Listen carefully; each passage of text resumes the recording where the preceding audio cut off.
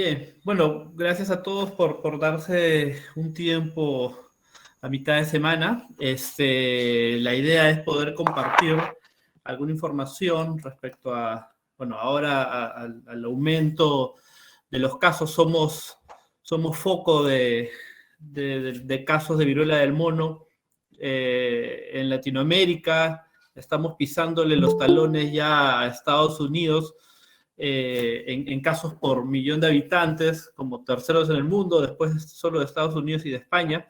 Y es importante, si bien es cierto, de momento no ha salido una norma específica que impacte directamente o dé ciertas obligaciones sobre las empresas. Yo creo que no va a pasar mucho tiempo para que eso ocurra. Y es importante conocer la normativa que ha salido hasta el momento y de qué manera debemos de ir preparándonos a lo que en un corto, ni siquiera mediano, sino en un muy corto plazo, será cuestión de días o semanas como mucho, vamos a comenzar ya a tener casos más cerca de lo que nos imaginamos, ¿no? En nuestra esfera personal, amigos o familiares o alguien en el trabajo, y antes de que eso comience a ocurrir, si es que ya no ha ocurrido, debemos estar listos, ¿no? Y conocer un poco cómo va el estatus y cómo va la cuarta ola, ¿no? Nos hemos relajado un poco ya después de 2 años de hablar mañana, tarde y noche de COVID. Es cierto que hemos llegado a un nivel de hostigamiento respecto al tema, pero sí es importante que conozcan los números. Y ahora con las estadísticas que le voy a mostrar al final casi de la presentación, se prevé que para este mes de agosto tengamos el pico de muertes más altos de lo que va la cuarta ola y con más de 12.000 fallecidos en lo que va del año por COVID. Ya teniendo las vacunas, ya conociendo la enfermedad, más de 2 años después, ya no es tolerable esta situación, ¿no? Y aún hay tareas pendientes que hacer. Entonces, solo para tener y entrar en materia, y por cierto, tenemos el chat abierto de esta reunión, de este webinar, por si es que alguno tuviese alguna consulta, alguna duda, algún caso, alguna experiencia o lo que quisiese compartir, con mucho gusto de poder responderla y ir respondiéndola más o menos en tiempo real para no llegar hasta el final y de repente ya cerramos el tema o se nos puede ir la idea. Así que por favor con toda la libertad que lo puedan hacer. Sepan de que a diferencia del COVID, que COVID es el nombre de la enfermedad por sus siglas en inglés y el agente es el virus SARS-CoV-2, en el tema de la viruela del mono el virus tiene el mismo nombre, o viruela símica o en inglés conocido como monkeypox. Los puntos celestes que pueden ver sobre algunos territorios del África es lugares donde hoy por hoy existen casos, sin embargo, existen casos desde los años 80 del siglo pasado, hace más de 40 años, ¿no? Se identificó la enfermedad por allá por los años 70, siempre ha sido endémica en el África. Entonces los puntos celestes son lugares donde normalmente se espera encontrar casos, y los puntos naranjas son donde nunca habían habido casos, y hoy por hoy, si bien es cierto, la OPS todavía con cierta timidez ha declarado una alarma mundial, todavía no lo ha declarado como una pandemia, sin embargo ya está en más de 100 territorios en el mundo, ¿no? Y en el Perú, ahora les voy a mostrar algunas cifras del último reporte oficial del MINSA, ya superamos los 700 casos. Y probablemente ya hoy por hoy tengamos el doble, algunos incluso indican que el triple, con un subdiagnóstico. Lo bueno es de que ya hace más de un mes el MINSA desplegó todo un tema de capacitaciones, tanto en el sector público como privado, como que en hospitales y en la sanidad de las fuerzas aéreas, las fuerzas armadas en general y de la policía, y ya se ha capacitado medianamente, está comenzando a funcionar el tema de la identificación, ¿no? Y hoy por hoy casi va a la par los casos identificados en hospitales públicos como en clínicas privadas. Entonces ya está comenzando a haber una mejor identificación de casos en esto, y bueno, es una buena señal. Como les decía, el Perú, esta es una cifra De la OMS, sin embargo, es del 4 de agosto, hace algunos días atrás, y el Perú tenía 633 casos en ese momento, o hasta ese entonces, y Estados Unidos lideraba los 10.000 casos, ¿no? Sin embargo, por cantidad de habitantes, casos por cada 100.000 habitantes, va liderando España, seguido de Estados Unidos, y muy, muy cerca de Estados Unidos ya está Perú, ¿no? Probablemente por el ritmo de crecimiento, en pocos días el Perú se convierte en el segundo país de casos por 100.000 habitantes en el mundo, ¿no? Y se ha abierto todo el debate del tema de las vacunas, que ahora les comentaré un poco, porque existen vacunas desde hace más de 30 años de la viruela símica, ¿no? Este es el último reporte del Ministerio de Salud del 14 de agosto, ¿no? Con una cantidad de casos acumulados de 775, ¿no? Sin embargo, ya han sido dados de alta poco más de 300 casos, y casos en seguimiento vamos por 467, ¿no? Por algunos colegas infectólogos con los que he podido conversar en estos días, la cantidad de descarte de casos está siendo bastante alta, ¿no? Al menos del hospital Loaiza, con quienes tuve la oportunidad de conversar hasta el día de ayer, 20, 25 casos por turno, ¿no? O sea, 50 casos diarios. Hoy por hoy, el único lugar que está procesando muestras es el Instituto Nacional de Salud. Todas las muestras se están concentrando ahí. De momento está tomando entre 2 a 3 días en salir los resultados. Ya tenemos personas que de momento están siendo puestas en aislamiento. Vamos a hablar un poquito también de cómo es la historia natural de la enfermedad, para que sepa cuánto tiempo es el tiempo de incubación, cuánto tiempo es el tiempo de que normalmente se desarrolla la enfermedad, que puede contagiar. Hay 2 fases de ellas, cuánto tiempo se deberían de aislar. De momento no se está manejando como en COVID, donde los médicos ocupacionales de las empresas, por resoluciones ministeriales, se les había encomendado las tareas a ellos del tema de la identificación, del tema del reporte, de subir información al SIS-COVID, del aislamiento, incluso hasta de darle los descansos médicos, ¿no? De momento eso no es todavía una realidad, espero no llegar a eso, ¿no? Sin embargo, se está manejando por los médicos tratantes de los hospitales, quienes sí, el Ministerio de Salud ha sido bastante agresivo en temas de capacitaciones, y por ahí por lo menos vamos bien, ¿no? Es importante conocer respecto al tema, el marco legal, que el año pasado, más o menos en junio del año pasado, a raíz de todas estas normas que se han venido dando, y quienes trabajan en salud y seguridad del trabajo seguramente han visto que ha sido toda una avalancha de normas en el contexto y en la coyuntura de COVID, y algunas muy buenas, y el problema era de que estas estaban amarradas a la emergencia sanitaria, que bueno, todos sabemos que el día de ayer salió una norma que ha prolongado por 180 días más, lo que acababa ahora a fin de agosto, se alarga hasta febrero el tema de la emergencia sanitaria, y con ello a su vez muchas normas que iban amarradas a ello, ¿no? Sin embargo, cuando esto acabe, porque en algún momento va a acabar esta emergencia sanitaria de COVID, hay muchas normas que iban a dejar de tener vigencia, ¿no? Y a raíz de eso es que han habido ciertas modificaciones.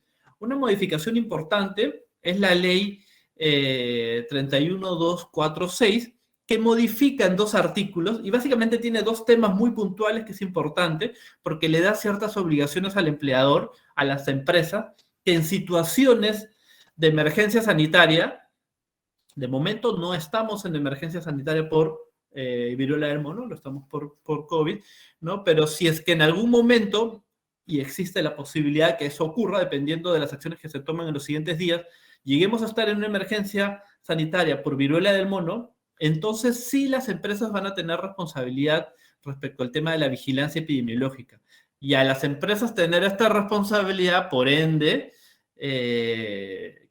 las áreas de salud y seguridad en el trabajo, ¿no? Y vamos a tener que hacer vigilancia epidemiológica, inteligencia sanitaria respecto a nuestros trabajadores, y la idea es controlar la propagación, si es que se diera el caso de viruela del mono, o en general, porque esta norma queda va a superar y es, digamos, una herencia de lo que nos deja todo este contexto del COVID. Y las empresas tendrán la responsabilidad de hacer el seguimiento, de tener inteligencia sanitaria, si es que es necesario realizar las pruebas de tamizaje a su personal.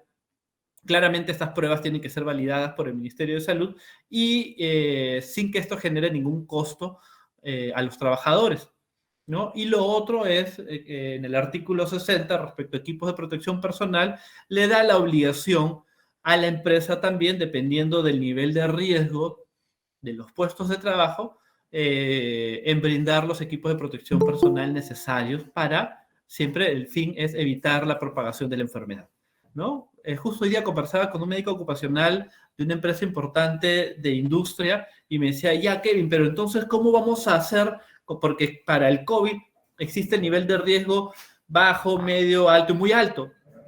¿Cómo hacemos el símil en viruela del mono, ¿no? O cuál es mi población vulnerable. Entonces, si bien es cierto, en COVID sí claramente estaba establecido ya un grupo de diagnósticos o patologías que se consideraron población vulnerable, y esto ha ido cambiando en el tiempo, con medicina basada en la evidencia. De momento no se tiene una población vulnerable en el tema de viruela del mono, ¿no? Al inicio se pensó que las personas con una inmunidad disminuida podían ser vulnerables, pero ahí entran las gestantes, entran los diabéticos, entran los adultos mayores, las personas muy jóvenes, los niños o bebés, pero no se ha visto que que estas poblaciones, digamos, generen una mayor sensibilidad o lleguen a los casos complicados o severos de viruela del mono. Incluso se ha visto, y es algo muy curioso, todos sabemos que la viruela es una enfermedad que se radicó en el Perú y en casi todo el mundo hace ya muchos años, pero hace muchos años, a todas las personas que tienen por encima de los 55 años, 60, hacia arriba, recibían la vacuna contra la viruela. Entonces, digamos, hay la hipótesis, y aparentemente así sería, de que las personas adultas mayores que recibieron en su momento la vacuna contra la viruela estarían haciendo o tendrían alguna inmunidad superior versus quienes no, ¿no? Entonces, eso de momento todavía también viene siendo una hipótesis, pero se ha ido viendo, ¿no? En el Perú ya tenemos un caso fallecido, es una persona que tenía VIH, estaba en estadio SIDA, y era una persona que no recibía, por decisión propia, había abandonado el tratamiento antirretroviral, ¿no? Porque también ya se vio que todas las personas que están o que tienen VIH y se encuentran con tratamiento antirretroviral y tienen una carga viral indetectable, pues tienen las mismas, digamos, sería comparable a una persona que no tuviese la enfermedad, ¿no? No es que esté en mayor riesgo, ¿no? Otra norma que salió hace poco más de un mes también es la resolución ministerial 479 2022, que da a luz prácticamente la norma técnica de salud 187, ¿no? Que los objetivos, y lo he puesto acá, pero así como he puesto los objetivos, también he puesto el ámbito de aplicación, porque es importante tener en cuenta de que esta norma no es una norma de aplicación a las empresas, ¿no? Esta es una norma técnica de salud de cumplimiento obligatorio pero solo para establecimientos de salud, públicos, privados, seguridad social, fuerzas armadas, policía, pero es para, bueno, gobiernos locales o regionales, pero solo es para ámbitos, básicamente para ver cómo va a ser el manejo de casos, ¿no? Si bien es cierto, habla de algunas medidas de prevención en la comunidad, de los establecimientos de salud, y además establece criterios diagnósticos, lineamientos para el manejo de casos y el manejo clínico, sí nos da ciertos criterios y ciertas definiciones de casos que sí son importantes, y por eso lo menciono, ¿no? Nos habla de cuándo es un caso sospechoso y cuándo es un caso confirmado, nos habla del tema de aislamiento, nos habla de la evolución normal de la enfermedad, cómo se clasifica. Entonces, por este tema de conceptos es importante tenerlo en cuenta para nosotros utilizarlo como herramienta de cara a lo que vayamos a generar como medidas de prevención en la empresa. Está también ha salido esta norma técnica de salud y también ha salido, incluso salió antes, la alerta epidemiológica 016, ¿no? 2022 del MINSA, y acá también nos da ciertos conceptos interesantes. Es importante que sepan que, bueno, la enfermedad, tanto como el virus, tiene el mismo nombre. Existen dos variantes, ¿no? La del África Central, la del África Occidental, ¿no? Una mucho más infecciosa, con mayor letalidad, se habla entre el 5 al 11%, y la occidental, que es autolimitante, o sea, es como una gripe, se autolimita y suele quedar sintomáticos, es un virus, y con una letalidad del 0,6%. Felizmente, la que se ha diseminado por todo el mundo es la variante occidental, ¿no? La que tiene una letalidad muy baja. Bueno, la alerta epidemiológica, o sea, porque esta norma técnica 187, que seguramente con los meses y las semanas se nos va a quedar mucho más a la mano, hace referencia a la alerta epidemiológica 016, en el cual existe la definición de caso, ¿no? Y hablamos de la lesión cardinal, que es en cualquier persona, de cualquier edad, cualquier género, que presente un exantema agudo. Y a su vez presente ciertos signos o síntomas, que uno de ellos es fiebre más de 38, cefalea, mialgias, dolores en general, astenia, y algo clave que sí marca, y los infectólogos están, digamos, reportando que es algo muy notorio y más allá de que una sola gripe o una sola infección, sino hay una inflamación de ganglios muy prominente y que llama mucho la atención, ¿no? Entonces, digamos que es un signo o síntoma muy presente y por ahí nos podríamos diferenciarlo versus cualquier otra enfermedad respiratoria, ¿no? Entonces, una persona que tiene un exantema agudo, una persona que presenta cualquiera de estos signos o síntomas, sea uno, sea dos, sea todos, ¿no? Es importante también el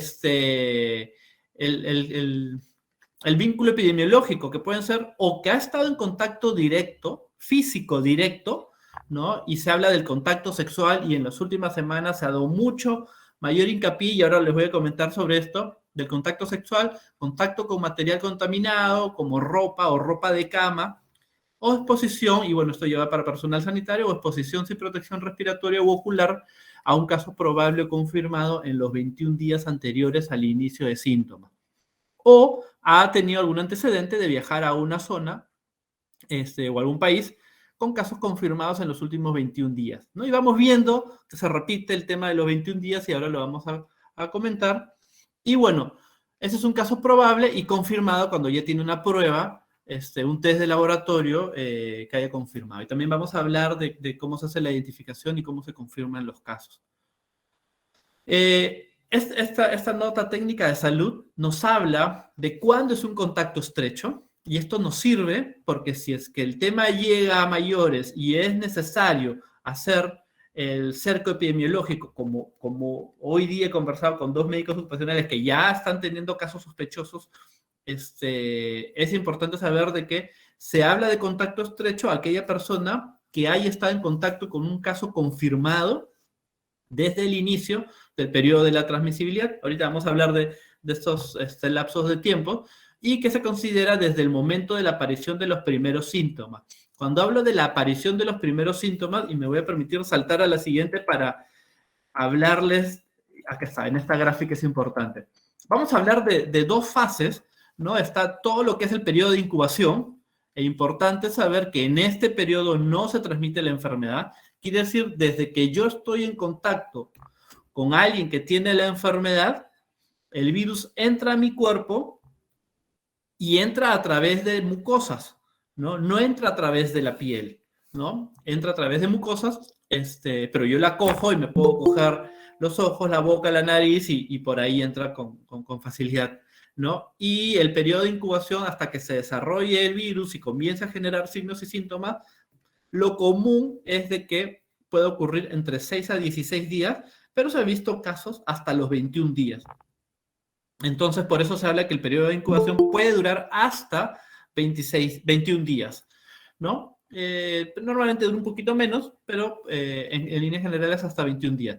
Y luego uno empieza a tener signos y síntomas, ¿no? Y en el periodo en que uno puede transmitir la enfermedad, hay 2 fases, ¿no? La primera fase o fase prodrómica se le llama, donde hay signos inespecíficos y hay dolor muscular, mialgias, inflamación de ganglios, fiebre, tos, y esto dice en promedio entre 1 a 3 días, la bibliografía habla de 0 a 5 como mucho, y luego hay una segunda fase, que es la fase eruptiva, ¿no? Donde vienen a presentarse las lesiones en piel, ¿no? Que en promedio pueden durar como mucho hasta 2 semanas. Entonces todo esto dura 21 días. Entonces, hay una fase de incubación que puede durar máximo 21 días y hay una fase de que se puede transmitir la enfermedad que también se consideran 21 días. Importante, y el reto es de que no es que se comienza a contagiar desde que salen lesiones en piel, se comienza a contagiar desde antes que tiene las lesiones en la piel, y ahí es donde viene el problema, porque esto es muy fácil, y ahora que estamos en pleno invierno, es muy fácil confundirlo con una tos, con una faringitis, con COVID incluso, ¿no? Entonces, cuando en la definición de contactos, y ahora sí vuelvo a donde estábamos, hablamos contacto estrecho, aquella persona que haya estado en contacto con un caso confirmado desde el comienzo del periodo de transmisibilidad, no desde que salieron las lesiones en piel, sino desde que tuvo todos los signos o síntomas o los pródromos, ¿no? Inespecíficos. Y que se considera desde el momento de la aparición de los primeros síntomas, que habitualmente precede entre 1 a 5 días desde la aparición del exantema o de las lesiones en piel. Y bueno, habla de contacto cercano, menos de 1 metro, en una misma habitación, con un caso confirmado, sin EPPs, o sea, contacto directo, piel con piel, básicamente. Y se valora principalmente a convivientes, personal sanitario que haya atendido a pacientes, contacto en el hábito laboral o social, y ahí viene lo laboral, ¿no? Contacto directo con ropa o ropa de cama o fómites, porque claro, es muy parecido a la varicela, ¿no? En el periodo contagia hasta que se terminen de caer las costras, ¿no? Y esto genera unas vesículas, ¿no? Bueno, primero unas pápulas, unas manchas, estas pápulas se convierten en una pústula, entonces tiene toda una evolución que ahora lo vamos a ver en imágenes incluso, para quien no es personal de salud pueda saber la diferencia entre las lesiones en piel, ¿no? Bueno, claramente relaciones sexuales porque va a haber contacto piel con piel y todo caso en general que haya tocado lesiones o piel de lesiones infectadas sin guantes, ¿no? O sin ningún EPP. Y a ellos, a los contactos estrechos, se le va a dar el aislamiento domiciliario. Y el aislamiento domiciliario se les va a dar por un periodo de 21 días, desde que inicie signos o síntomas, ¿no? No desde que comienza a tener las lesiones en piel, sino desde antes.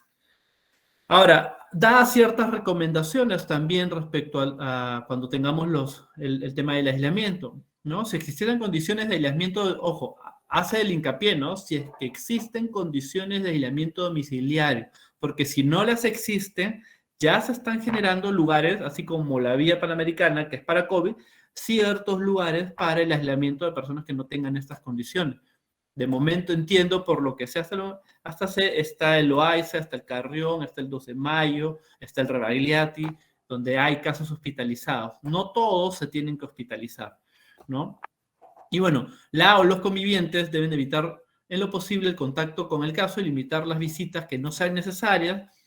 Las mascotas, ojo, las mascotas deben de ser excluidas del entorno del caso. Ya hay 2 casos reportados, el último y el que más ha sonado en la prensa es un caso en Francia, donde la mascota también presenta lesiones en piel, y se estaría averiguando si es que las mascotas pudieran, incluso otros animales, no solo perros o gatos, ser reservorios, que no presentan la enfermedad, pero no desarrollan la enfermedad, pero son reservorios naturales del virus. Eso todavía no se sabe mucho, ¿no?